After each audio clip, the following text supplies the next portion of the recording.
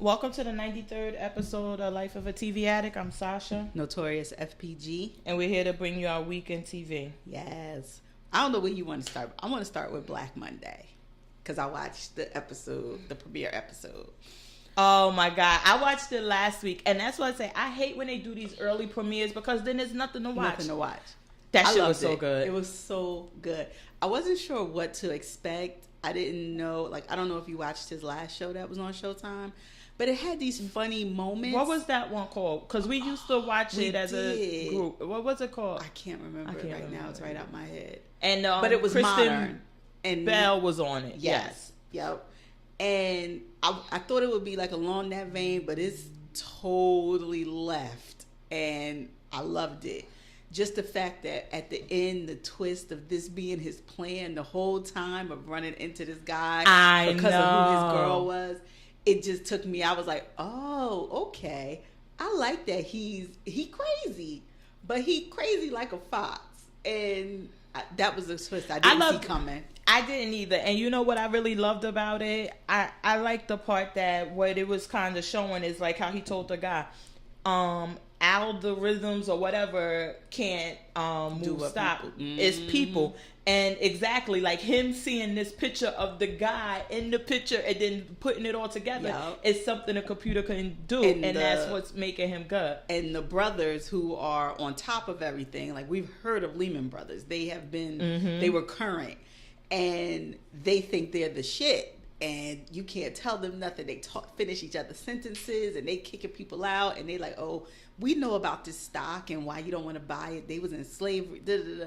All of this stuff that they were in on, and this one little thing that they didn't see coming about who the girl is and who she's dealing with, and him getting kicked off the floor and the cocaine. And that was so funny.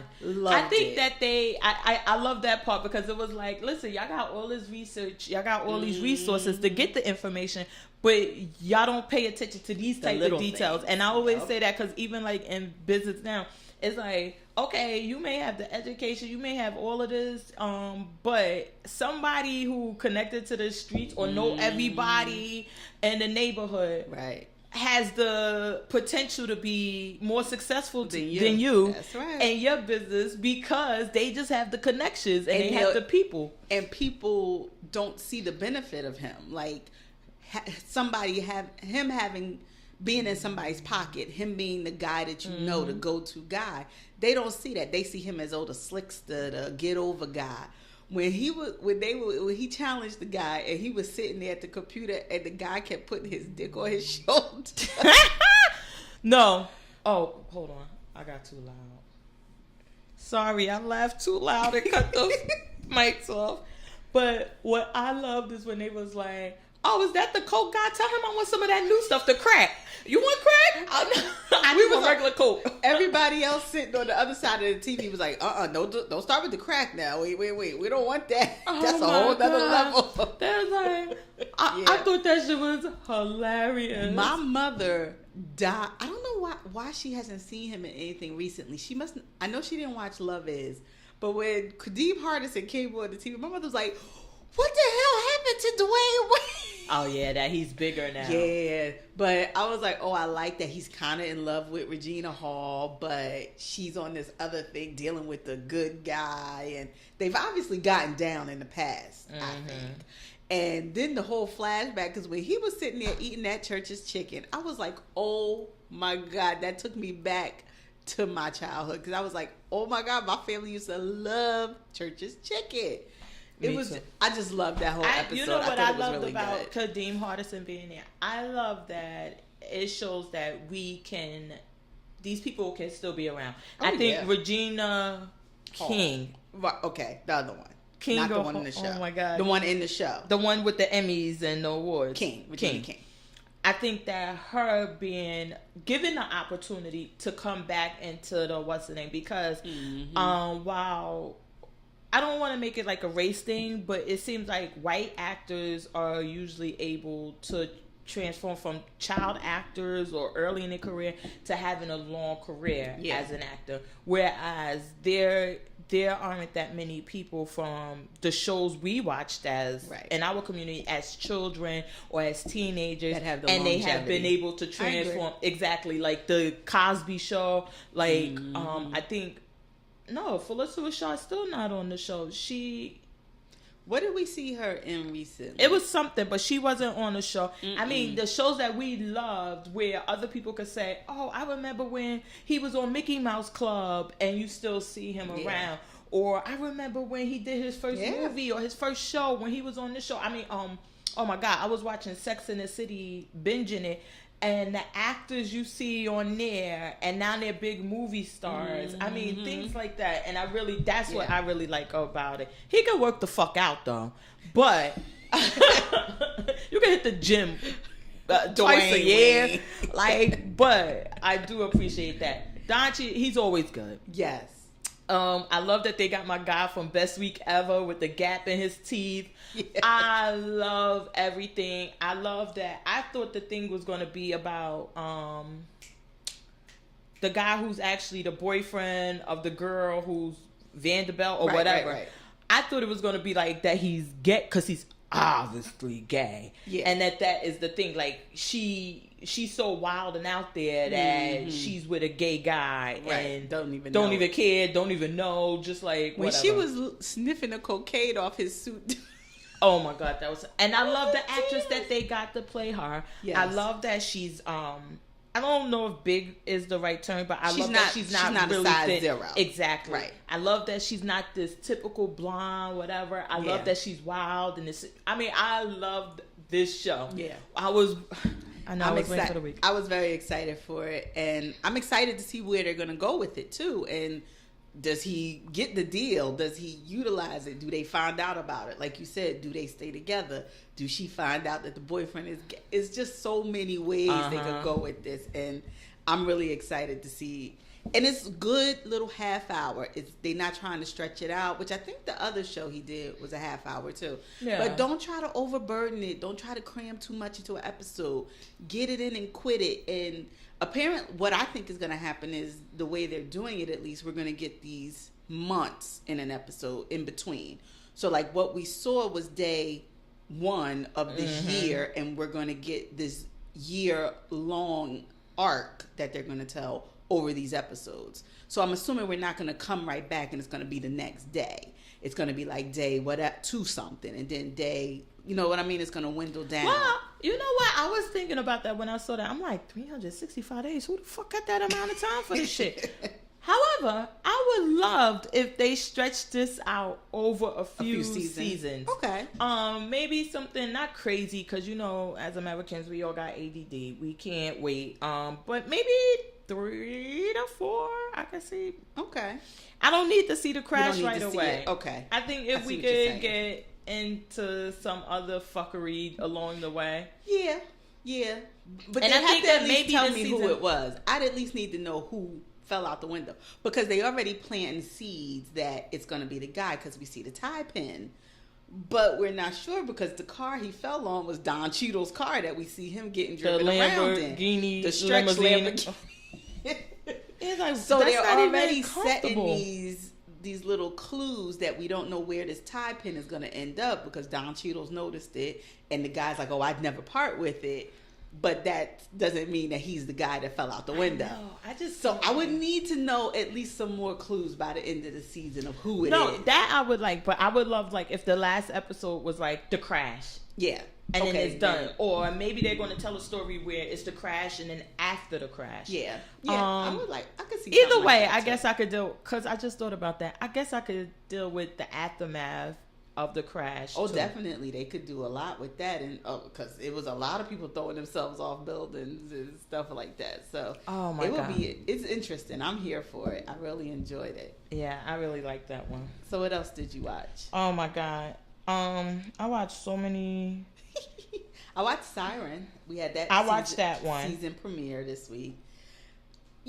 I liked it, but I just wonder how, just like what we were saying with the last show, how much can they do?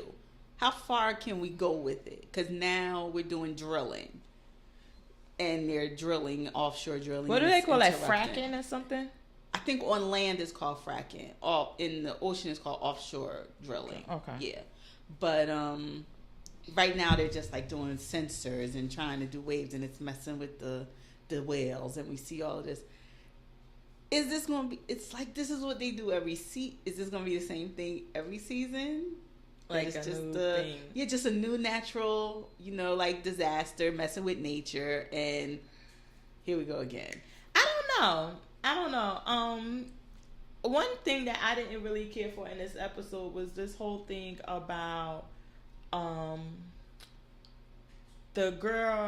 the sister, that girl being the sister's daughter. Right. I didn't get that she was old enough to have a daughter that damn old. Right.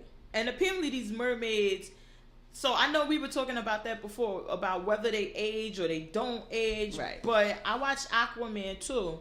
And so they did age. I have a thorough understanding of all things mermaids. All references. Yes. And it seemed like they would age, so it can't be that the girl was so old but looked so young. Right. And I know black don't crack, but damn, that girl looked like she was a whole 18. There was like 10 years in between them. Like, they could they'd have said, "Oh, this is her younger sister, her niece from her older sister, something." But this is her daughter. Yeah, it was a bit of a stretch for me too. And then the thing with the FBI now, or whoever this girl is, she's moving in on Xander. First of all, Xander is weird looking as fuck to me. I don't know why. His arms is so long. His torso is short. Who's Xander? The black guy whose dad was killed, and he's like really like Asian or something. Yeah, okay. I was about to say black. That's using the term loosely. Yeah, blackish as they say. Oh my God. When you say blackish, it brought me to grownish. Okay. I think I'm back in on grownish. I told you. I watched the episode of grownish because my kids were not letting me watch anything that I had to focus or concentrate on. So I'm like, let me just put this on. It is really good. I told you this season. And even my mom was like, sometimes she was like, but this was a really good episode this week. Yeah, it got really, I really loved this episode. And with them, it was about the girl who was messing around with the straight girls, but she was like a hoe. Yeah. Well, I really, really loved this episode. And I was like, oh, maybe I should come back. Maybe you should. I think I am. I really like it. It did have, maybe like 2 episodes ago, it was like a little throwaway episode. But it's been hitting some good marks. Like, I love the trying something you never tried. Here go my mother. Have we ever tried pizza with pineapple? We should try that. And I'm looking at her like, no, we should. I'm like, the girl, don't nobody want hot fruit. So. And which one? Luca? Superfly. Okay. He looked a little darker, but in a weird, I don't know, something, he looked different. Okay. As far as complexion wise. Yeah. I didn't pay attention. I have to pay attention. I hate that ducktail on the back. I don't know, but I knew that him and the girl were going to be hooking up. They were kind of throwing that hint around that they were getting closer and closer. So that's one of the storylines too that got me into it, because now it's like, okay, well, now you're messing with my ex and how that goes along, and we're friends and living. I really got into the show. I thought the end part was kind of cheesy. With Chloe and Chanel. What are these girls' names? Oh, singing. Chloe and Holly. Yeah, I thought it was kind of cheesy. Because they weren't singing. They weren't bringing it where you could be like, yeah. Oh, they were singing like, you got at that friend karaoke, that sing kind of good. Yeah. And so when she go to karaoke, because everybody else sound real bad, she sound better than she really is. That's how they were singing. They weren't singing like they were not bringing it. And I was like, if y'all wanted us to know y'all sang, y'all should have actually sang. And then last week they did this whole thing with like an actual music video at the end, which I thought was really good, but they didn't seem like in the forefront with it. Because I was like, that would have been more of a venue to me to put them out there as these singers, if that's what you were trying to do. So I don't know, but yeah, I'm in for Grownish. I thought it was really good this episode. Yeah, I like that. Was there Blackish this week? Yeah, but I wasn't here for Blackish. What was it about this week? It's not. They got One thing that was funny as fuck on Blackish.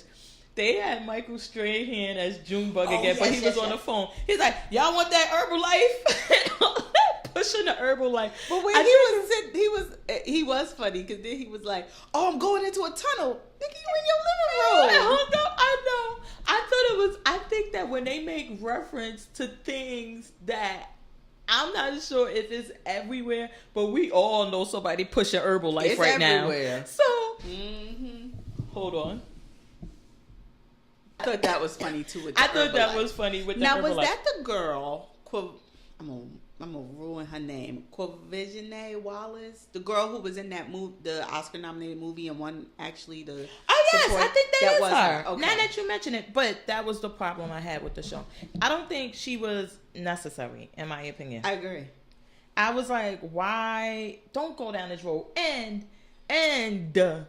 we have This Is Us doing this storyline. And you're going to just do it. And I would have loved, I was talking about it with my friend. I said, you know what? Blackish has been able to keep us in and has really been there to kind of go differently than we would expect with regular TV shows and things like that.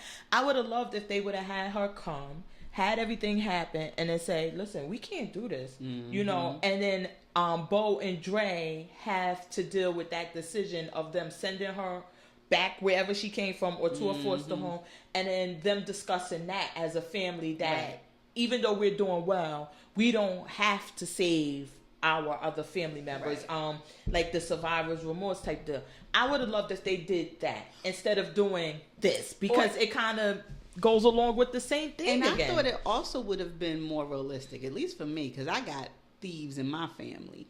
If they were like they were welcoming but cautious. They like, put up, like we had Pops saying it, but if they actually did it, like, y'all better be watching your pocket. Don't put your pocketbook down, and don't leave your good, your good jewelry out. You better watch.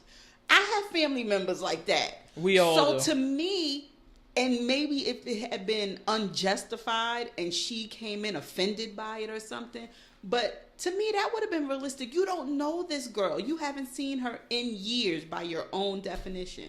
She may steal. She may come in and the girlfriend come over and all of a sudden the car is gone and they don't went joyriding or That's something. What I'm saying. I would have liked something a little more less cookie cutter. Thank you for using the right. That's the thing, is that we see it over and over, and now we all. I don't want to say we've all had that experience, but that in the Black community, we've all seen family members have to care for other people's children. What I just think I would have loved to see someone, because we've all had that also happen, where they say, I can't care for these kids. Yeah. I would have loved for them to see that and then to have that discussion, because that's something that's real. That's something that happens, and it could stop this whole notion that if you're doing really well, you need to pick up the slack for your family. Right. No. Fuck that. Like, I still have my family, or I would have loved to see the girl hit one of the twins or something like that, and they have to make the decision between her or our kids and how that looks. I would have loved to see something different, because not only we haven't seen it, but we fucking got This Is Us telling this story. Yeah. We don't need this story told right now. Yeah. Or y'all could have brought Michael Strahan off for the episode, because he's funny as fuck. But I didn't need this. That too, to me, was unrealistic, where really they just call you up that day and be like, oh yeah, she come, it's your turn. What? Oh no. Now that is realistic. And she because just I've seen the next day? Like, oh, she gotta leave here. Like, the person goes from house to house, like they stay and then they burn it out there, and they like, all right, somebody else in the family got to take her. And certain families, I definitely with Black people, is that nobody else raises our kids. We have to raise our own. So if you can't raise them, somebody in our family should be raising them. Right. So we just passing these kids around until everybody tired of them. but we not letting the state get them or anyone else get them. But then it's like, how they get to be so long removed? Like, if that's the case, shouldn't y'all have met this girl in the last 10, 15 years? Shit, no. Fuck that. I don't want to see that. Either way, I just we're didn't both like that in story. agreement that it wasn't a great storyline. Now, maybe they'll tackle these other things going forward where some money comes up missing and she's automatically a suspect and the family has to discuss why she should be or shouldn't be confronting her. But they can do more than just what they're doing, dropping this girl in the middle of the thing. And then what I didn't like too, and this is very nitpicking, she seemed like a caricature of what they thought a ghetto girl looked like. Bad red weave. She coming in with a belly shirt on. She got a fat front. Like, it just seemed too, like, if there was not a black person in the writing room saying, well, we don't have to do every trope of what someone thinks. I think that, so, because on This Is Us, I believe, us in this unlevel floor, we keep sliding down, rolling down in this chair. I just said, I gotta get regular chairs, but anyway. On This Is Us, remember when the girl came with the hair, and it was a whole thing about getting her hair done, and I'm pretty sure they're going to go there. Because I don't know how long Bo or anyone is going to sit there with her, with this bad lace front, with the baby hair laid down on it. And I'm sure we're going to get an episode of loving your natural hair and going to the beauty. But like you said, you can't, okay, Blackish, if you want to do it, you got to do it better. No, don't do it. You can't do it and do a worse version of what This Is Us already did. Yeah, don't do it at all. You can't do a bad version of that. So, I don't know. Yeah, it wasn't a great week for Blackish for me. I guess maybe when Grownish is really good, Blackish can't be really good. Maybe they're like, listen, the writers from Blackish, go to Grownish for this week. Exactly. We need help. Okay, that's good. All right. Exactly. And put some interns in there. Like Anthony Anderson, write that shit this week. I don't know if I said this last week, but I think I'm out on How to Get Away with Murder. I just can't. So I didn't even watch the whole episode this week, but I did see that the kid told them like, "Oh, I'm Sam's son, yes, and I want to know what happened." But I didn't watch it because your list was really long, and I'm like, "Yeah, I know she ain't going." She just said she was out on this. I didn't get to watch a lot of those shows, but I was like, my mother is trying to convince me not to quit How to Get Away with Murder. She's still like, you just gotta watch the episode a couple times. I'm like, who got time for that? Rewatching episodes 3 or 4 times. And that's the thing. So it's like you gotta certain shows you have to watch, and I'm like, do I really want to devote this much time to this? Exactly. Like, I'm in and out on it, because sometimes I get on my bike, so I gotta watch some shows I need to pay attention to, and I'm like, How to Get Away with Murder, you're not getting it. Exactly. I didn't watch A Million Little Things this week, but I want to table that for next week because I really, really love this show. Okay. I really do. I got back in. I'll table my... You didn't love it? This episode, I think I might be out. I'm gonna give it one more. If it don't bring me back in with this next episode, I'm cutting it off. I really like one of the things on one of the. This is about 2 episodes ago because you know that Rome has the whole mental illness thing that he's dealing with, and how his older black father addresses it, and then how his wife is kind of she is supportive of him getting help, but then she's like, okay, but you can't get it up, and he's like, yeah, you understand how this shit work, like, so then if I stop taking it, I'll be manic. I'll do this, and I think that I like that when he was having a discussion, and then he's like. And plus, it's mentally, I'm still, like, right now, he's probably going through an episode, like, I'm not there anyway. Yeah. And then, like, I'm trying to make everybody happy, and it's really affecting it. I think that the show is I really like it. And I think that is pay attention type TV. Catch up with me. I'm going to give it the one more week. So we'll be ready for next week's discussion. Oh, okay. And then meet me back here. And I'll see if I still feel the same way. And you tell me if you still feel the same way. I got to get to the reality, though, because... Now, Housewives, I thought we watched Housewives. I mean, we did Housewives because we recorded on a Monday. Oh, so did we watch? Wait, remind me of what this past week's episode. This was the first week in Japan. We talked about that, and because we recorded Monday for the holiday, so we had talked about that one. My brain is gone, child. Well, I did watch Top Chef though. Oh my gosh! So I watched Last Chance Kitchen to find out too. what I happened. was all caught up on that, and we both were right without even seeing. It was like it looked like brother just out of it, and he sure enough went and was like, "I can't keep doing this. I'm not I'm done. I can't." I like that he did that. Yeah, like Bow Wow. You can't keep taking somebody's spot when obviously your heart is in it, but you're burnt. But maybe his heart isn't in it, but that. Let's say that if you really cook, you cook really, really well and you can cook, but your heart isn't into the competing aspect of it. Right. And it just so happened that you've been getting really, really lucky with it. And then when you got back on the show and you're like, okay, now I'm in this frame where I have to live in a house with these people. I have to do all of this. And now I have to do... Is that really what I want? As opposed to, I'm sure if they got them at Last Chance, they probably got them up in a hotel or maybe they somewhere else. Yeah. And then I just come here for this. I'm not cut off any. Maybe it's a whole thing. We always talk about this with these reality shows. Is that how come you can't come here and do the same thing that you do at home? Yeah. And I think that was I like the way they did it with bringing everybody else in, though, and giving everybody a chance to compete, not just the most recent people who have been sent home. And I really thought Nene was going to get back into it. I really thought she had it.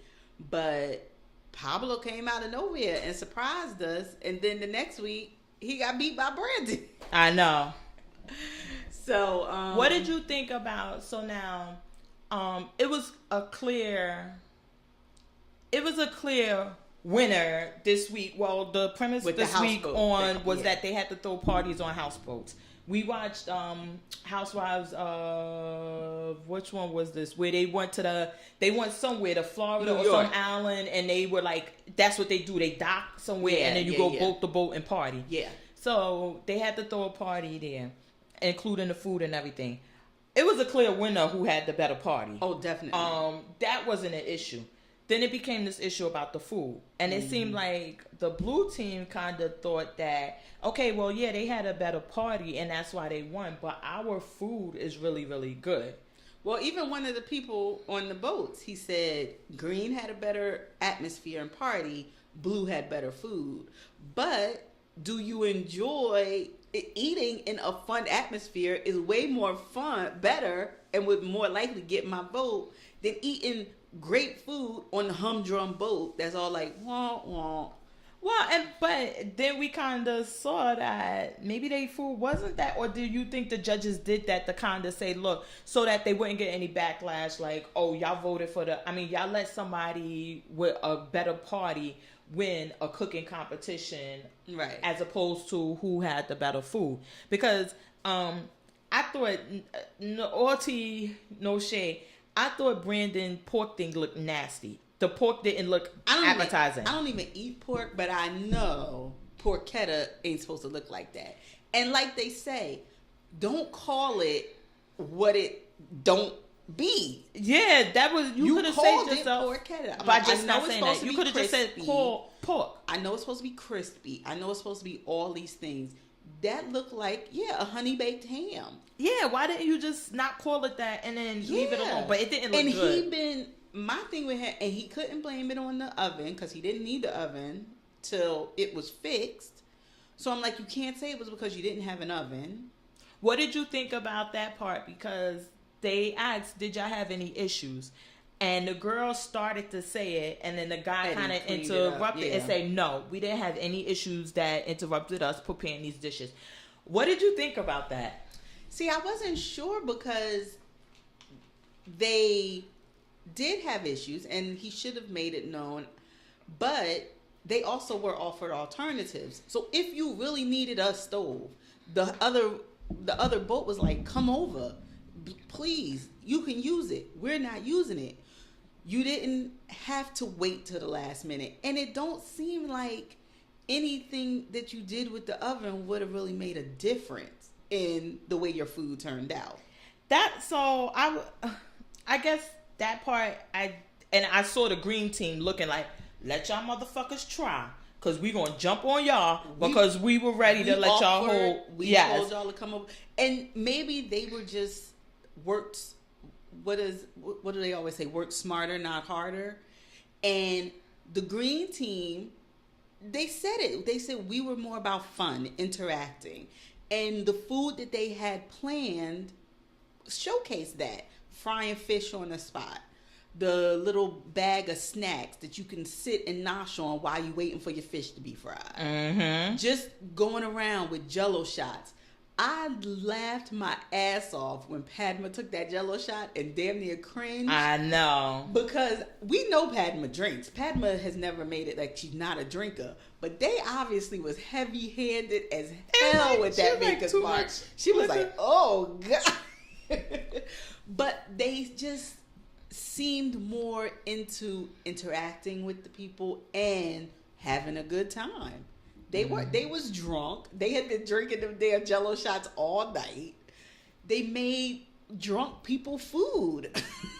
And they made it better than them. And they were having, and then the girl was like, I want to swim. Yeah, like they just had more fun with the whole challenge. And even Tom mentioned, like, the fish was just as good, but y'all served lukewarm fish while they were frying fish to order.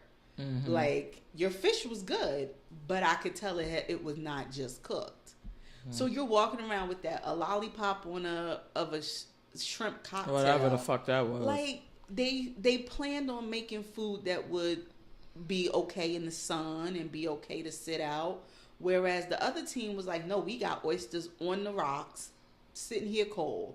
We serving the shrimp roll, which had to be cold, couldn't be sitting out in the sun. And they still just had a way better vibe. Yeah, I think that Eddie, I like that he stepped up and he kind of, because they did have an issue with the thing, but I like how he was trying to say, like, no, but that had no effect on it. Like, judge us on the food. If we're going to lose, we're going to lose on this food, as opposed to we're going to make an excuse and y'all feel sorry for us. Because the food should have been good, because no one said, when we went to go up to the boat and said, yeah, because we ain't had power all night, I couldn't get this done. No one said that. And Brandon even said, oh, I just need to get this in the oven by 2 a.m. Right. Exactly. So, and 12 a.m. they had the power. I mean, I like that Eddie kind of stood up and was like, nah, we're not going to do that. And I mean, it's not like the other team didn't have their challenges. It's just a matter of their challenges didn't happen during prep. Mm-hmm. It happened during the actual party. Because him having to run downstairs, fry fish, and bring it back up and do it in batches, had an escovitch sauce, make sure it didn't get soggy. Like, that was still a challenge, whereas they just had to serve. And even if that was the only thing you had to worry about, you should have been more excited about having a party. You should have been more fun. And the fact that the girl who was sick, her dish was the thing that got the most praise. I thought about that also, and I was like, because I thought they was going to throw her under the bus for being sick. I didn't think so, but I thought that Eddie's position would have been, I mean, he seemed like he had a lot of integrity, because he did make her dish, finish it, put it up, make sure everything was right. Yeah. And he could have used that as an excuse for why his dish, but right is right, wrong is wrong. Your dish was just bad. Yeah. So you helping her had no effect on that. So why throw her under the bus when she's clearly sick? Everyone is saying she's sick. And you didn't want her to be up there like Typhoid Mary, because if you thought your party was bad before, have somebody up there snotting and coughing and everything trying to serve a taco of all. No, thank you. Exactly. So I really like that. This episode I really got into, because I like that it had, like I keep telling people, you don't need fake drama. Drama will happen. Mm-hmm. You don't need to create it. And I think that them doing that kind of showed that. Yeah. I would have loved to taste whatever that girl put in that brown paper bag, because it just looked like it was good. So good. Yes. Because I'm like, and I can just imagine, like, you're out there, and it's like, I love lime. So when she said it's like lime and the dried bananas and stuff, I was like, oh my God, that sounds like amazing. I know. And it, like they said, it was drunk bar kind of food. Like you're sitting there, you're just noshing. You got a Jello shot, you got a beer, and you're noshing on the brown paper bag snacks, waiting on you. Like they just had a more fun atmosphere too. It just seemed like they enjoyed what they were doing, whereas the other team seemed, I don't know if because the girl was sick, maybe she's more of a driving force, but they just seemed ho-hum the whole time. And Brian, to me, I was ready for him to go. I definitely thought it was the right decision because the last couple episodes he's been telling us how much of a meat guy he is. And he ain't doing shit with you meat. ain't doing shit with the meat. You ain't, like they said, you God. ain't carving table side. You fucking up porchetta. Even Emerald was like, that was not a porchetta. It could be a lot of things. You can call it whatever you want. You can't call it a porchetta. Mm-hmm. So, I mean, it was the right decision. And then he gets the Last Chance Kitchen and the other guy smokes him still. I know. I was like, I don't know. Brandon is the one that's surprising me in the Last Chance Kitchen because I thought he was kind of ho-hum during his time on the actual show. Like he was just wanting to be safe, not wanting to stand out. Whereas in Last Chance Kitchen, I don't know if your mindset changes because you're already off and it's kind of like, hell, what have I got to lose? I'm just going to do whatever I can to stay. He seems to be cooking better food. So I'm surprised that he's still in the Last Chance Kitchen, but I'm glad. I really enjoyed this episode. Speaking of Top Chef, we just wanted to mention Fatima Ali, the girl from last season. She was only 29 years old. She was so young. And she died of sarcoma yesterday, I believe was the day she died. That was horrible. They had gave her a year to live. She didn't make it to the year, but she went pretty far on Top Chef, and they showed a lot of people from her season. Padma, because Padma was Pakistani and she's Pakistani, so they bonded kind of on that. So Padma had spent a lot of time with her while she was in the hospital and everything. So I know. That was I heard that and I was like, oh man. Yeah, but I know what I gotta talk about. The Masked Singer. Oh my God, I love that. I love now that. Just what we were talking about though, and what you were mentioning. The rung of the celebrity is getting higher because now for me, Margaret Cho is a pretty big get. I was surprised. You know what? When they took off the thing and they were like, I was like, who the fuck is she? But for the guy not to know who she was, and then to be on the show and together, he was like, I feel so, but I like that he went above and like, no, I really gotta say this is that she has done so much for the community and this and this and that, and for me, like not to get it. And then I'm sure when she took off her mask, I'm sorry, like when she was at her height, yes, because we didn't have a lot of Asian people in the entertainment, so it's like she was one of the first ones with her own comedy show, so right? it's like, oh, that's fucking like it's her, yeah. But it's so many of them now, like it's not really a big thing. And then she took off her mask, and I was like, and the crowd was kind of like, and the panel was like, and then only Ken was like, oh my God, and I was like, I don't know. I don't know. Yeah. I just was like, I thought it was a big get though. And then I liked, of course, after the fact, all the clues now make sense. It's like, oh, LGBT. Oh, now it all. Okay, now I get it. Loser on us. But I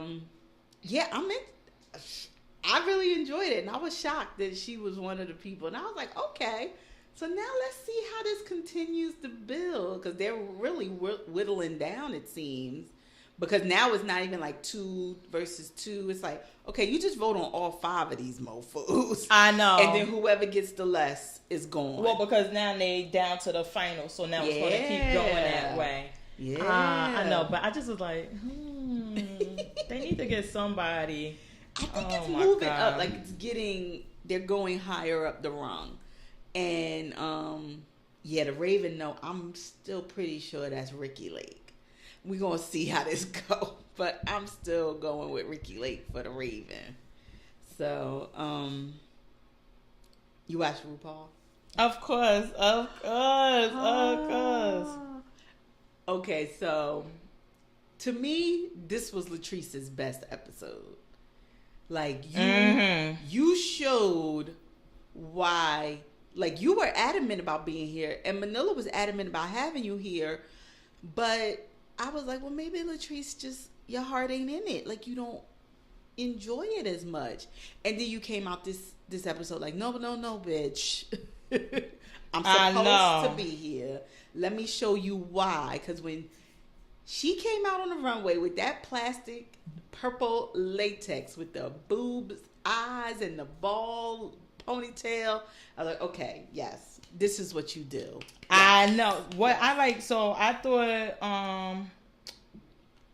I like the thing with the clubs. I like Monet and what is her name? Wait, I'm sorry. They did such a good job. Monique Hart, baby, do your makeup like this every week. I know, it was so much better. This is what I have been waiting for. I knew you had it in you. Your runway makeup, your alien makeup. I loved your little fingers with the. I loved what you did.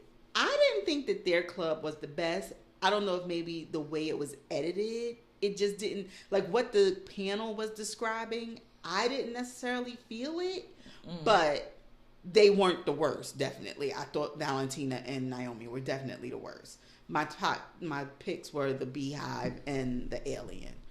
But this makeup was flawless, Monique. Yes, I was like, oh my God, no more white powder face. For you this week. I wasn't here for Monet's runway outfit. I don't know what it is. I don't like the way he walks. He walked like he got chub rub, and his thighs just, he be trying to get them around each other. I don't know. When it's not a themed walk, it's just you coming out walking. It's just like, oh, okay, that's all you gonna do? I know. I loved her makeup. I love Latrice's outfit the last time. I'm so happy she was on top because it's like, okay, now we know why you're back. Yes. I didn't get Trixie's lip sync. Trinity or no, whatever. Because I just didn't think it went with the song. Had it went with the song. Were Trinity and Monet on the same season? Oh, I can't remember. Because Monet did that before. Monet did that, and the judges were not a fan of it then. So I'm like, did you not remember that this old lady shaming long titty thing don't go over well? I didn't even think it. I can see if it was a song about being old or something like that. Not AJ, no. Oh my God, no. But sorry, hashtag mute R. Kelly. But if it had been something like that, I would have been like, okay, I would have gave her a pass. But because it wasn't, and then she did it, and I don't know. I wasn't really here for it, and then I don't know. But what I did love is that, like, something we always say about the other queens versus the younger queens is like when Latrice kind of was playing with her and dancing with her too. I really like that because if you were at a club or at a bar and you seeing you would like to see a whole show and it'd be fun. Like, we don't have to be fighting. And a battle doesn't have to be an actual fight. And I really thought that did a lot for her. I love that she won. I didn't love that she sent Valentina home. Oh, I absolutely thought that Valentina should have went home. I just didn't like Valentina. And Valentina, because she's a strange bird. She's strange, but she's so funny. I love her. She is entertaining. Very much so. But if it was just on, as Miss Monique Hart loves to say, the report card, honey, Naomi's report card was better. Naomi has not been in the bottom. I think this was her first time in the bottom. Granted, she's been riding the safe zone of being in the middle, not in the top or in the bottom. But just based on that, Valentina's been in the bottom multiple times. And if from the way that the show was shown, Valentina was the one whose heart was not really there for the character development, the joke writing, the design of the freaking club nothing. Like, she couldn't even say Naomi didn't do more than her. She acknowledged it. Like, yeah, if we were being truthful, Naomi did most of the work. I'm the face, I'm the talent, but even that, your character wasn't even that funny, because the Club 96 thing was the one that cracked me up every time, because I remember, yes, I remember when people used to be whispering stuff, and that always made it cool, like it was so secretive and exclusive, and you wanted to know about it. The best thing Valentina did to me was coming up with the 96 instead of 69. Okay, that was your one contribution. The outfit that she was painting was hysterical. And the fact that Naomi was like, she wanted us to wear the matching outfit. Like, I was in tears. See, that's what I mean. I think she's so funny. Honestly, we haven't seen Naomi do much of anything instead of she won RuPaul Loser last week. Right. We haven't seen her do anything else. Yeah. And like they even said, her runway was not inspirational. Yeah, like I haven't seen her. She has not done something where other than she's that on back the top. then. Yeah, like she's on the top, or she took a chance and she was on the bottom. I agree. She's always been middle. And then, I mean, last week, yeah, she did win the battle, but I don't know. It just didn't seem like she deserved it over Valentina. Valentina, sink or swim, the girl has been putting on. Yeah. Not always good, but she puts on. And that's kind of what I was saying. Like, not that... Yeah, I can agree with that. This week, maybe... Even though I thought her painting like that and doing those other things was hysterical. Funny. It's hysterical. But I thought... And another thing is that I thought because Latrice knew what Manila was going to do for her, and she's like, I'm saving you because you're our friend. Period. I think that I thought she would appreciate more and like, okay, let me save Valentina. Mm-hmm. And it's not like if Valentina was up against, let's say, Monet Exchange or one of those girls, or Monique Hart, if she was up against one of those girls, somebody who's been putting up every week and they just had a bad week, then I could see her saying, nah, I'm going to have to go with you, Valentina. Like, it's just not fair. Yeah. But she's up against somebody who's been midline the whole time. I don't know. I'd be interested to know when they start. Even they intentionally, I guess, showed Rue's face and made it look like shocking that you're sending Valentina home. But I would be interested to know when they taped this versus when they announced that she was going to be in Rent, because I wonder. Were they always announcing that? I wasn't paying attention to commercials until last night. I couldn't fast forward. I had a problem with that too. I feel like they should have been promoting this during All Stars this whole time. This is the first real commercial into this Shangela thing. They should have been doing this from jump. Because I saw the Rent commercial. I know they've been having this Rent thing on, but I never paid attention because I don't watch commercials. But last night I was watching it in real time, so I had to watch commercial. And I'm like, oh, Valentina's going to be in it. Why haven't they been doing anything? I don't know why they haven't been doing this the whole time. So I wonder if rehearsals were starting. Maybe she had to kind of like, I have to commit to this because we know this bitch don't know her words. So she got to learn a lot of songs to be in Rent, because Angel sings. Shady. Angel sings down, honey. Angel sings. Shady. Angel don't just stand there. And they've even been putting up little clips of them doing the Seasons of Love and everything. So Valentina is singing. So I wonder if she was like, look, this is going to be my break, hopefully, to get more exposure past RuPaul audience. And I need to go start practicing and learning my lines and learning dance moves and learning songs. I wonder if maybe she kind of had to go, and they were like, just make it seem shady. I know. I don't know. Because I do think for entertainment value, definitely you keep Valentina in the group. That's what I said. You do. I love Valentina. But then do you do it also because is she a bigger threat? Do you feel like because Naomi has been middle of the road and you really, as Latrice says she is, coming for the crown, do you get rid of your biggest threat? I don't think, honestly, let's not get crazy. Valentina ain't no threat to any other. I don't think she's a threat. She's entertaining as fuck. But she ain't a threat because she doesn't bring. I don't think she's a threat for the acting and the comedy, for that. But the runway, the serving looks and all of that, the lip syncing we still ain't sure about. Exactly. But I think for those things, she's a threat to them. Just for the runway. Trinity to me is the biggest all around threat. Not using this week as an example. Trinity is funny as fuck. I love when Trinity does comedy. And we know she lip syncs down and she serves looks. And Manila too. Manila too. So I don't know. I don't see Valentina as being a threat. Okay. To anybody. I just saw her as being entertaining. Yeah. Like if we really were going to go there, like her and Naomi were going to be gone anyway. Yes. The top four is going to be Latrice, Manila, and the two hearts in exchange. We can't keep them straight. Yeah, but it was going to be these four. Well, see, that's what I'm going to be interested to see too, because now they're really the alliance. I'm thinking they're going to get. I like Trinity. I'm thinking they're going to get rid of Trinity.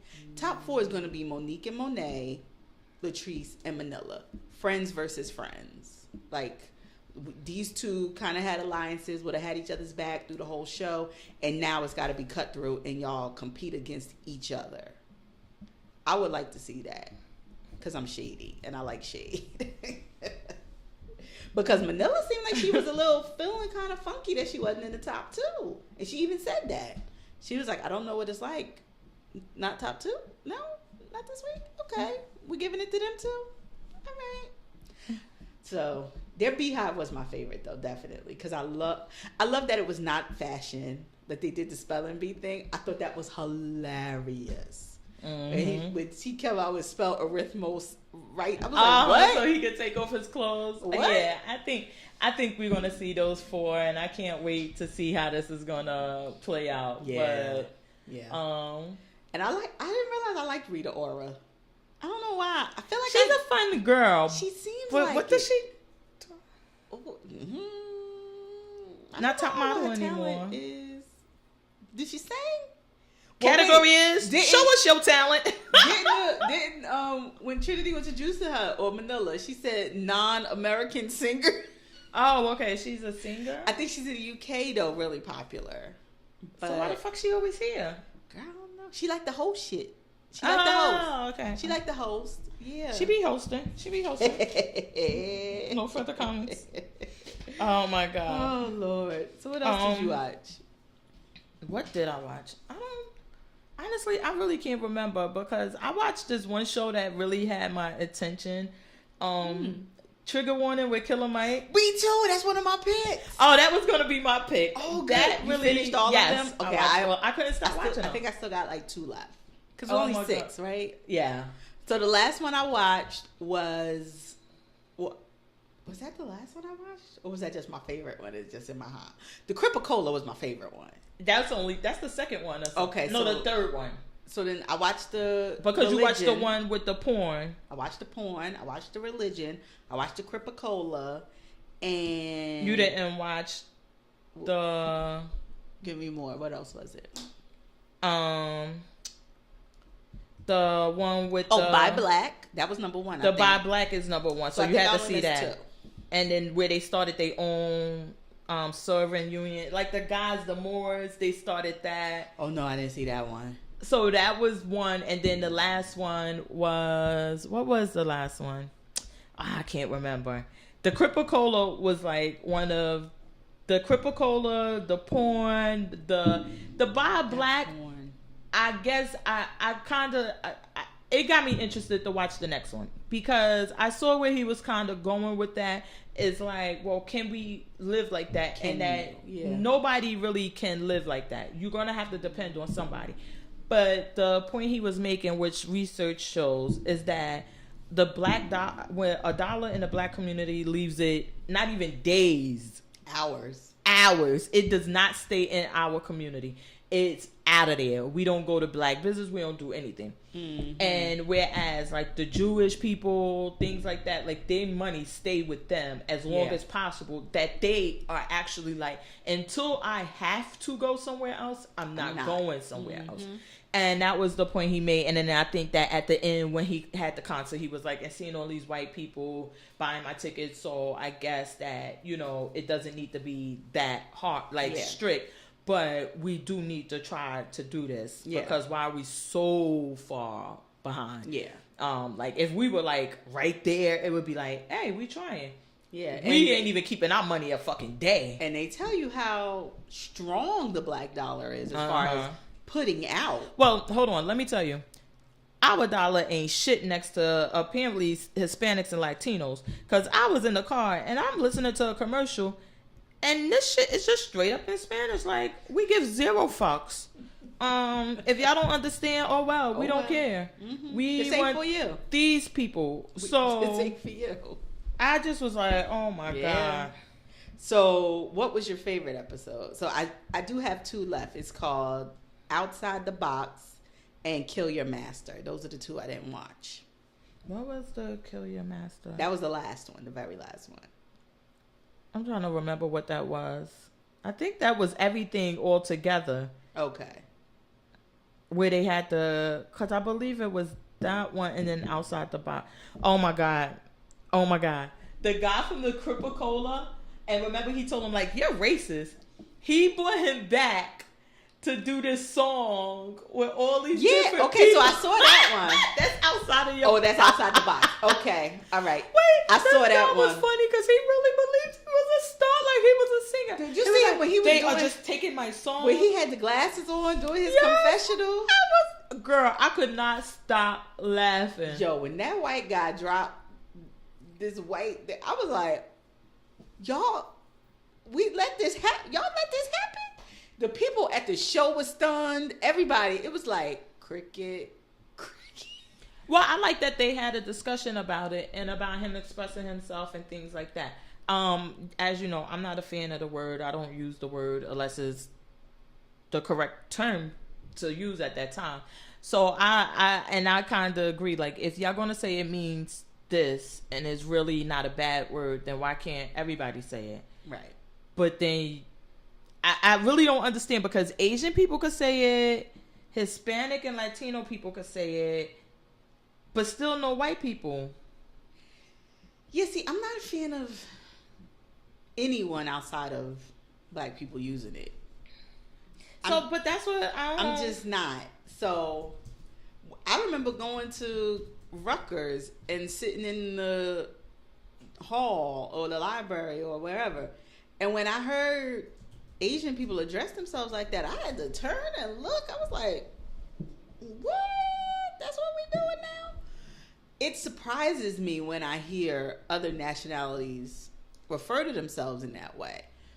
And the fact that the guy, the albino rapper, was so mad with him, but was like, he was okay with it free speech wise. I was surprised. I really thought he was going to be more adamant and say, look, you can say crack, you can say whatever.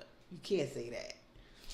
But I don't know I don't really know how I felt with the whole episode and what they ended up doing with the point of it. If it was to have them think outside the box, was it supposed to have the audience think outside the box of what they thought entertainment should be, or what they thought a rapper or a singer or whatever looked like?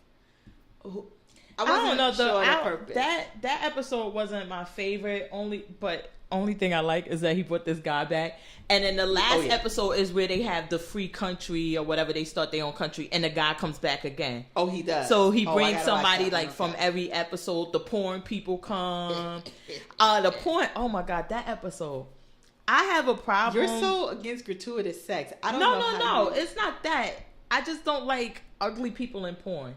And like, ew, because like the gay guys were okay, but the gay girls weren't. And then the girl with the plumber guy, it was like, who wants that? Yeah. I thought it was very interesting. The title of that episode is called Fuck School. Oh gosh, that was funny. I thought it was very interesting because they have his method was, no pun intended, outside the box, definitely. But there have been studies that when you repackage lessons, people are more apt, just like, you know, when you do times tables to song and things like that, people are more apt to retain it. Well, I thought that one of the things I thought that it kind of got, I thought it was going to be more so about, as it started, that these people that we're children and people in general are not learning traits and skills that will make them money.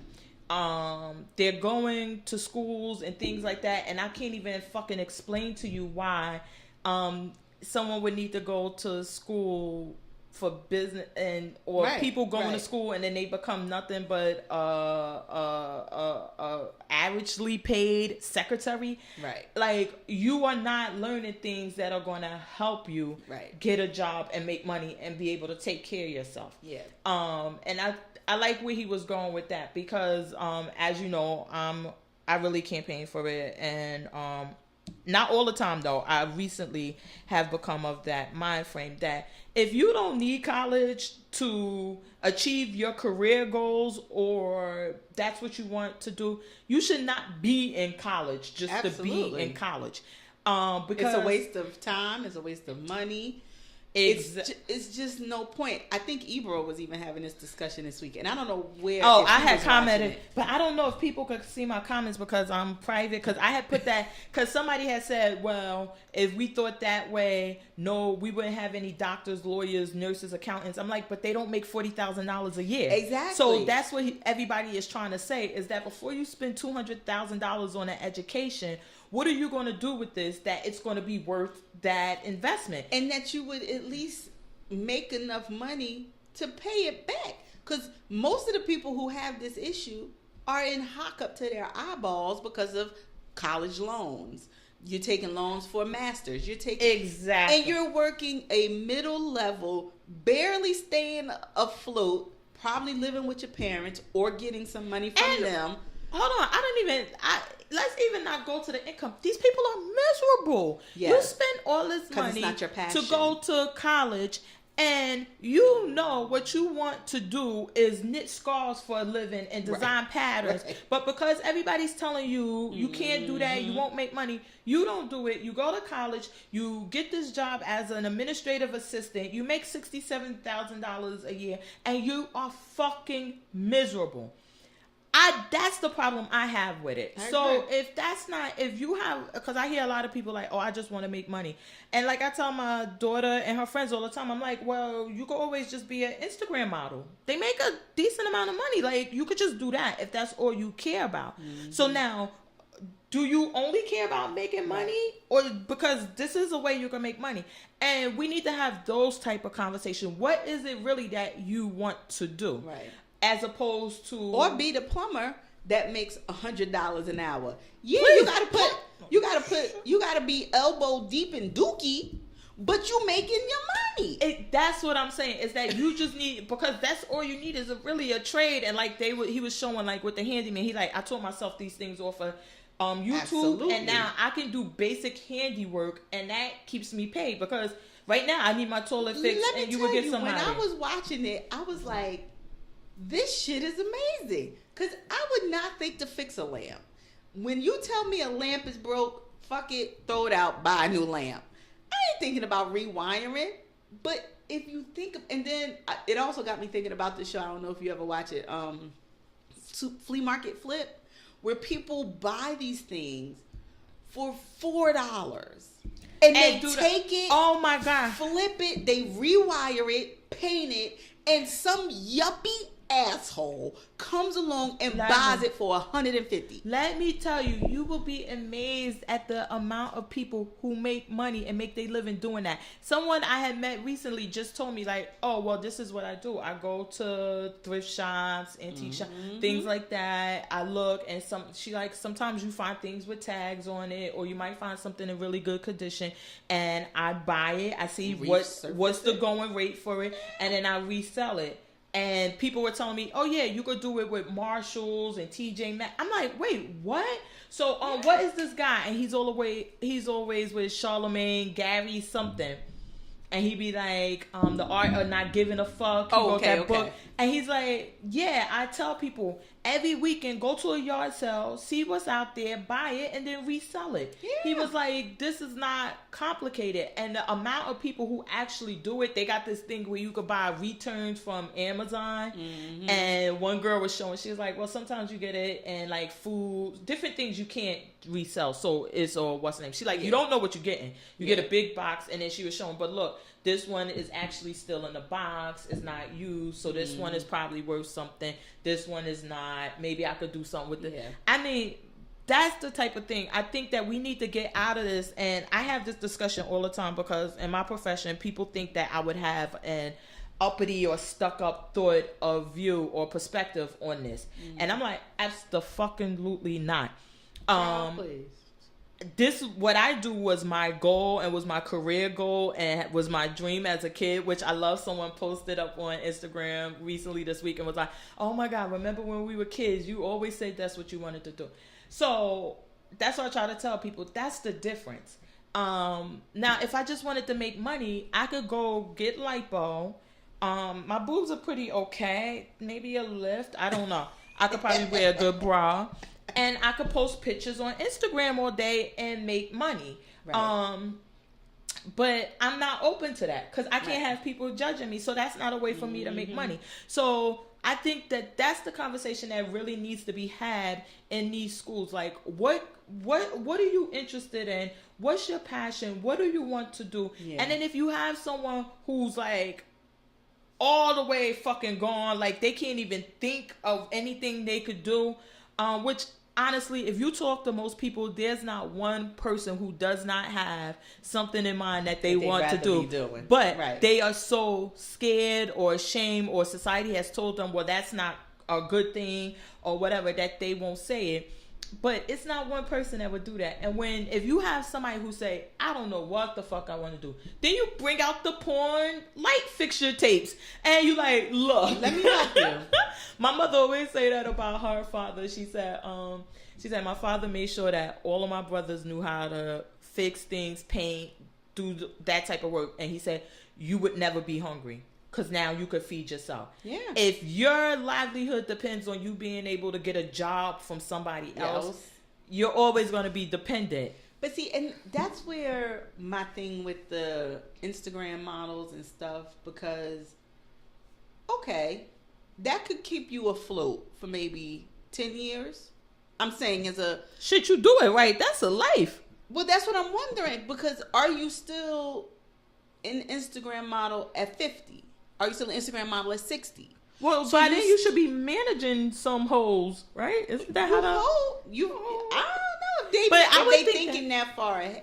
I'm just wondering, if you say making money, be an Instagram model, are you really thinking about that in a long-term basis? Or is it just right now, this is what I need? Oh, hold on. So I think that the thing is that in any career or anything, you should be always planning for the retirement, unless you want to do it forever, but you still should be saving. You plan for your retirement. So if I was working a regular job, I would have a 401k where I'm stacking money in. So if I'm Instagram modeling, I should be funding a 401k also. I would hope so. I just don't know that they are of that mindset. Listen, there's people working regular jobs who don't fund the 401k. Right. And then even when the job gives them pensions and 401ks that's mandatory, they take that shit out the first chance they could get and blow it. So that's what I'm saying. It's the same deal. I guess it's about the mindset. As long as you have the mindset going in of a hustler. And plus, honestly, at an Instagram model, you would probably be better off because you could do that shit for a good 5 years and probably fund your life. And then, like they say, yeah, that's the thing. What was it? Anita Baker, because her husband was like some accountant or whatever. Interest. Yes, that he was like, you really only need to make $3 million, and then you should be able to live off of that every year.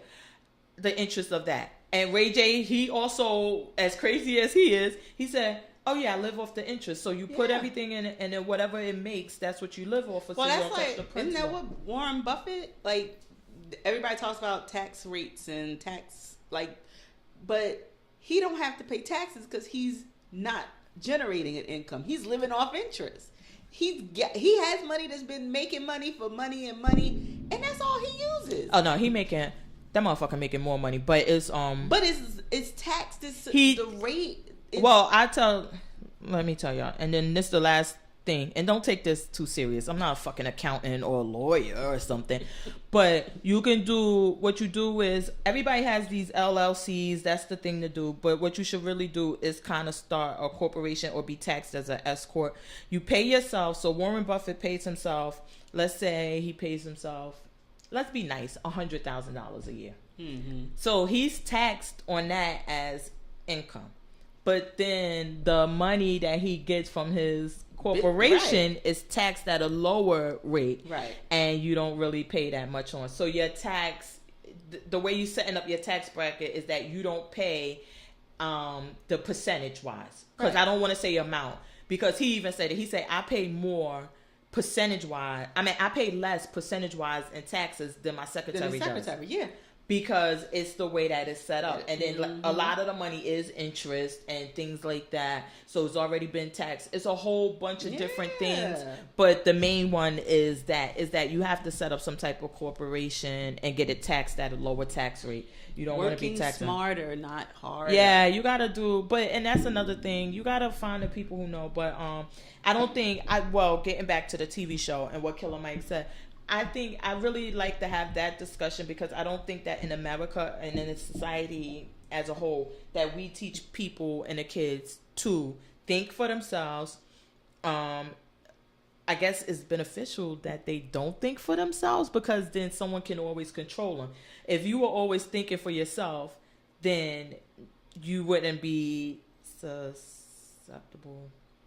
Whatever. Yeah. But people couldn't really control you, because you wouldn't be open to that, because you wouldn't know how to think. Right. I don't know how did you feel about the being, even not being a parent? I don't know. The thing with giving them realistic goals, though, how did you feel about that?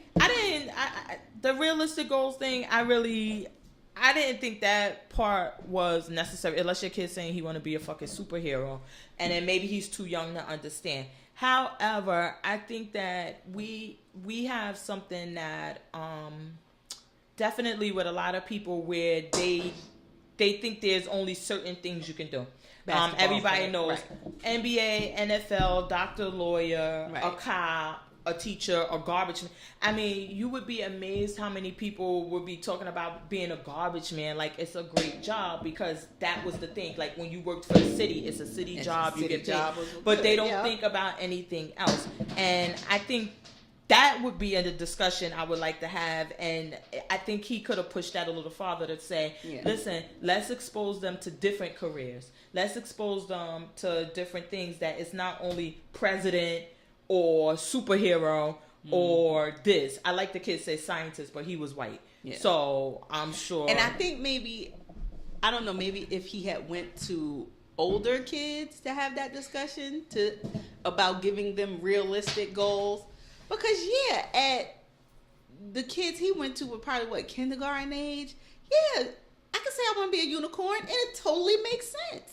At that age. Yeah, if they were saying that type of stuff. If he had went to middle school age or something, and they were still saying those unrealistic things, then him going to the administration and be like, let's set some realistic goals. I think that's what it is.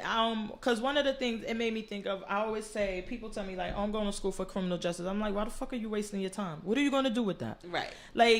You want to be a cop? Go fucking apply and join the academy. What the fuck you need to go to school for? Or unless you want to be, they saying, if you have a college degree, you could be a detective and things like that. But most of the people I talk to who say they're going for that field of study in school don't want to be cops. So I'm like, why the fuck are you doing that? And I think that's what it has to be more realistic, because I think that and these are college level, I think they could start at college, is that there's no real, people are not being informed on what's realistic goals with this. The chances of you doing something really exciting or great with this criminal justice degree is zero to none. You're probably going to end up working for the government in some capacity, or you're going to be doing something different. I love Dame Dash because, you know, I think he's a motivational guy, where he said, like, my daughter was going to UCLA or some school and it was $60,000 a semester. I told her, I'll pay you $60,000 a year. Go start your own business. Here go an investment. Start your own business. You want to study business? Now you know business. This is how you study business. Mm-hmm. That's what I mean. Like, so if you have someone who says, hey, I think I just want to have my own business. Well, what type of business? Yeah. I don't know, like clothing. Okay, you going to make the clothes or you just want to sell clothes? Yeah. Just sell clothes. Okay, so instead of you paying $30,000, go get a loan, or even, hey, sign up for school, get that loan, take the money that they give you back from the loan and go open up your clothing store and then do it. Like, I think that I this thing just was blowing my mind. It was so many different ways it could go. Yeah. I love the blood and the blood pop and the Crip-A-Cola. I loved when the guy said, he wanted to meet the Bloods. He's like, well, you know, I'm a vegan. I can't be with the sugar. That like, was what's my the favorite part too. It was crazy because when he said that, he said, well, what are the ingredients? Because, you know, I'm a vegan. I was like, really? That's what I did not see that's what you was gonna say, dude. But I love that because when he did this focus group with these people, they were completely ignorant on what these groups of people were. Mm-hmm. And again, that's a lot to do with what TV shows us, the movies, things definitely. Like that. And even though we have biker gangs, which was the initial thing of his complaint, and we had the shows about biker gangs, it seems like biker gangs kind of get a pass and they're badass and it's cool as opposed to a Crip or a Blood. Mm-hmm. I would have loved if he would have got Snoop Dogg though. Yeah. I would have loved if he, in that focus group, he would have had Snoop come out and say, well, I'm a Crip. Do you think I'm going to kill you? Mm-hmm. Because I think Snoop is, and he has never shied away from being a Crip, a gang. He has never. He's on fucking a show cooking with Martha Stewart. With the blue tag. And like, this is who I am, but that's not this. And I think that I would have loved for him to bring that out and to do that. I hope that this is a real business and that it's still going. Oh, I hope so too. I thought it was genius to show them like, y'all can do. I love when he took them to the bank though. That shit was funny. Oh my god. The bank and the farmer's market. Those were my absolute two favorite parts because of all the things that they were doing. What they were making an all natural soda. Mm-hmm. It was made from natural ingredients. White people love this shit. And when you see these people and you see the kids coming up there carrying a blood pop water bottle and people buying t-shirts, and I'm like, yes, this is what has been missing. Like, some of these kids have never had this discussion. Well, I think that's the thing I loved about it, because it's like, they didn't think that was a possibility for them. Exactly. Like, what do you mean we could start our own business? We can't start our own business. And they're literally in their kitchen making the soda. I'm like, where's the FDA? Where the fuck is that? When they was measuring, I was like, now y'all know y'all don't need these measuring cups. Y'all know how to weigh this shit in your head. Listen, Coca-Cola had Coke in it, so if you get a little crack and your Crip-A-Cola, so the fuck what? Be happy. You're welcome. He was up there with the measuring spoon. I was like, Lord, you know what this was just used for, Lord. I was thinking the same thing. I'm like, there ain't no FDA. He ain't gonna take him to a community college kitchen, nothing. Okay, okay. But we laughed. I was here for it, though. Carol's daughter, a lot of these natural things, and they say, listen, I was in my kitchen cooking these things up. I think the Shea Moisture guy said, like, listen, I was selling African black soap, and then I was mixing up shea butter and things like this. I think they were dispelling the myths, because even my own mother sat there and said, but when you buy it and you're walking down the street, will a blood shoot you? And these people in this focus group, the people at the farmer's market, the guy was like, well, as long as I buy both, I'm neutral, right? Like, these are the mindset that people have, because like you said, they've been fed what these groups mean and what just having on red versus blue meant for so long, that these kids are standing next to each other at the farmer's market. Did you see them shooting at each other? Was they fighting? No. I think all they was doing was fighting for your dollar. Exactly. And I just really, I like that episode a lot because of that. And I love, like, he went through the process with them. And not for nothing, it's that there are more black people. There are some black people who have businesses, and whether it's being a property owner and being a landlord, and they take their kids with them when they go collect rent, or take them to go clean the property. These things are done in other communities. We all regular. Bodegas are rampant in the hood, and you always see when the kid come home from school and he's behind the counter getting the stuff. Is that they're being groomed and getting exposed to this, as opposed to what we're doing to our children, where we're working ourselves to death in a job where we could never think about bringing our kid to. Or we're being so busy with that, like we need to expose them. You can't expose them. Exactly, you need to expose them. Like, look, this is this or whatever. And like my son's telling me, I don't have he like, that's not a real job, Mom. Cause you don't have a boss. You're the boss, Mom. That's not a real job. And that's what I want him to be exposed to. Like, how does that is an option for you. You can be your own boss. You don't need to work for someone. But for him to go back, and I think more people need to do that, and maybe they could get people like Snoop Dogg, like people who are in the business, to come and show them, like, look, y'all can do other things. Violence and all of this other stuff, that's just a part of life and growing up in a community, whatever. But as far as making money, because honestly, most of y'all not even making that much money, and y'all could be making way more money if y'all would do these things and showing them how to do it. I love that he took them to the graphic art designer, and you saw no shade. He was like, yes, but he was like, hey, I'm always open to new clients, this and that. Because he understands business, you money got $1, is money. I'm taking it. Yes. And I think that would have been, I love that he went through the whole process with them. Yeah. Even though they were filming, I never got that he wasn't being genuine with it. Right. It just seemed like somebody gave up the coins and he did it. And he like, okay, let me take them to here. Because really, most of the times, that's the one thing somebody needs is the opportunity to do it. And they don't know where to believe start. In it. Yeah, like they're like, well, how do I do that? What do you mean? I could have my own I could trade. I could own this. When they were saying that, they like, we own this. The boy who I love too, because again, soda I would not have seen. And you know what else I wouldn't have thought he wanted to invest in? Zippers.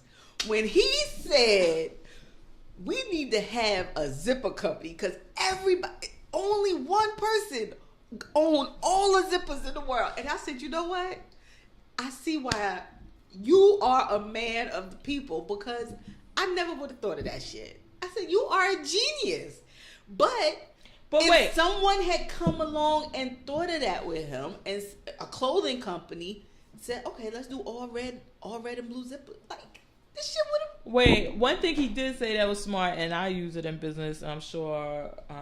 well, I think it's just... And they probably teach it in business school, I don't know. I ain't learned it in business school, and I'm sure he ain't learned it in business school.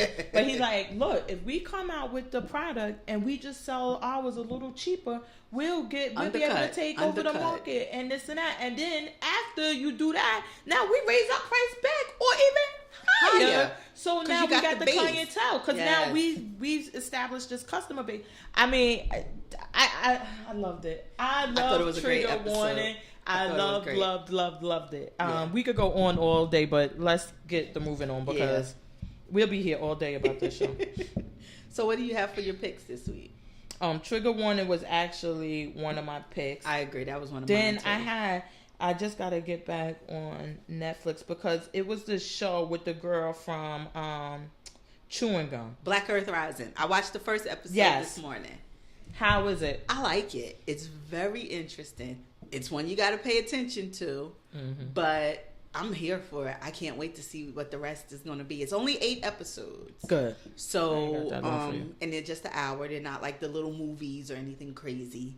But I don't want to give too much away. I want you to watch it first, and then we can talk about it. Yeah, I'm going to watch it this weekend. It has a lot. I thought it was a movie at first. It has a lot of detail, but the first episode, even my mother was like, "What? Why are we going to start watching this and we can't finish watching it now? I'm interested. I need to see what's going to happen." So Mama, I'm with you.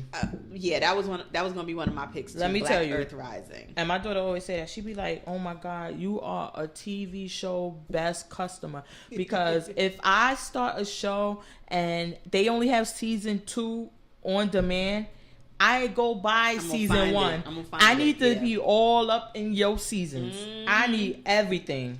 What else did you have for your pick? It was going to be trigger warning in that. Okay. I also put Rent.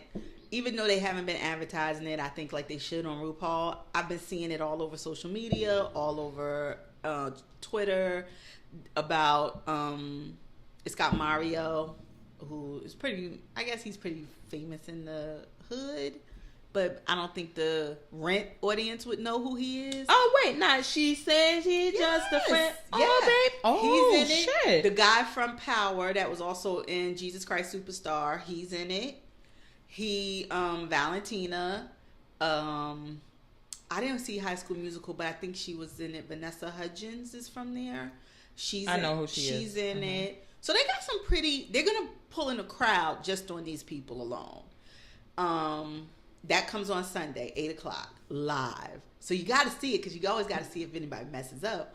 But Rent is also celebrating its 20th anniversary this year. So it's just a great show. I don't know if you ever saw it, but they did a movie. It was on Broadway for a while. And it's a really great story. And it's got songs that, 25,600 minutes. Everybody know that fucking song. So I know. 5,600 minutes. And my other pick was, I know you're not a great fan of hers, but she has her first HBO special tonight. Amanda Seales, I Be Knowing, comes on HBO tonight at 10. I'm gonna try. I'm gonna get this girl. Give her a little bit of time. I don't know, because I have a thing, and I have a problem with whorish type people that will just do anything.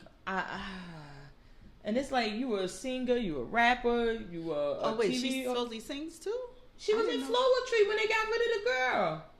Oh God, I must not have even paid attention once the other girl left, because I don't even remember that. Really? Exactly. And then I have an issue now, and we talked about it with Nene, and I have an issue with everyone thinking that doing a stand-up or being a comedian is something you could just jump into. Right. And it's I not agree with you any skill or talent. Right.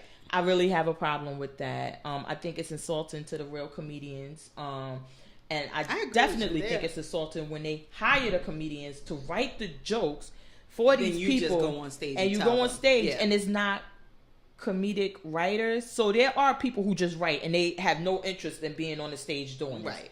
But when you have people who actually do stand up, and because you have a bigger name, they are writing your jokes. Yeah. I think that, and without you shedding a light on them, you should let them come out and do a set. Yeah. And then you can do a set. I don't think you should do a set, but whatever. But I'm going to watch it. Yeah, give her time tonight, then we can talk about it and see how it fades out. All right. I think that's about it. The new episodes up every Tuesday. We got to get out of here. On SoundCloud, my cousin, I love you. She was talking about the fire documentary, and she was like, did y'all talk about this on TV Addict, which can be heard on iTunes, SoundCloud, Google Play, YouTube? Yes. I said yes. Thank you. Love the support. And you can listen to it every Tuesday. #Stay Addicted. See y'all next week.